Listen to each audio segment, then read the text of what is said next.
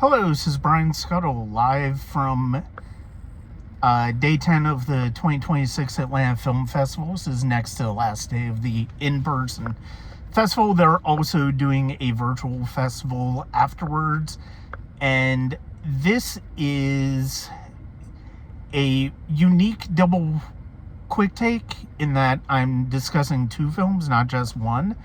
I was originally going to do print reviews of both of these, but there's enough connective tissue, I think, from a thematic standpoint, that I think it is worth putting these two together. The first one was the 1:15 show today at the Plaza, Tamar Lando's Land with No Rider, and the second one was Leland Nally's Dwarf Neon Mayfield. On the surface, both of those films are very, very different. Land with No Rider looks at cattle wranglers in southwestern New Mexico and how they're struggling with the current environmental challenges as well as the financial challenges of being cattle wranglers. In Dwarf Neon Mayfield, all three of those are small towns in Kentucky, and we catch up with them months after a devastating tornado, one of the absolute worst in world history. And several hundred people have died, and we are watching as they try to pick up the wreckage. And it's interesting because of the fact that I feel like both of these movies come from a place where I think they do a lot in destroying the mythos of the American West when it comes to Land with No Rider and the people of Appalachia, the Appalachian Ridge in the Midwest. And I think it's really kind of fascinating because of the fact that these also look at our failures when it comes to helping people struggle after crises that you can make an argument are a result of climate change. And we don't see helpers or workers, FEMA workers, assisting the towns in Dwarf Neon Mayfield. And we don't really get a sense of the political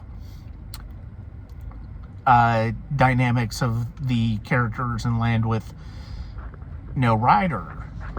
But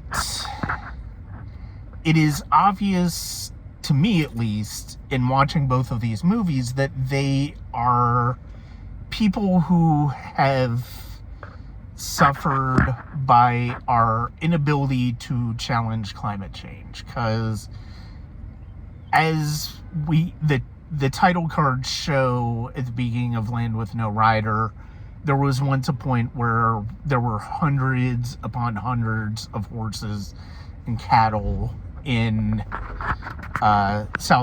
this area of the Southwest, and now there's minimal. There's minimal of both, and it's fascinating to listen to the people talk their struggles, their personal struggles, and how they manage to find joy in life too. It's really, really fascinating to watch these two. They're both parts of I believe they're both parts of the virtual festival starting on May 4th. So if you have a chance, it's probably worth your time to watch both of them. Or if they show up at a different festival, it's worth checking out. They're worth checking out as well.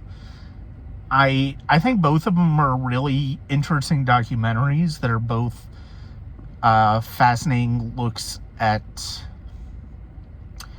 people that we don't necessarily think about or we have preconceived notions about, but maybe we shouldn't. And I think that's one of the things that both films get to quite beautifully, is that, and also gets to the point that nature is terrifying in the fact that it just is unforgiving when it comes to people's livelihoods, and it's very indifferent to it. And the fact of the matter is, the earth will continue when humanity is done with it.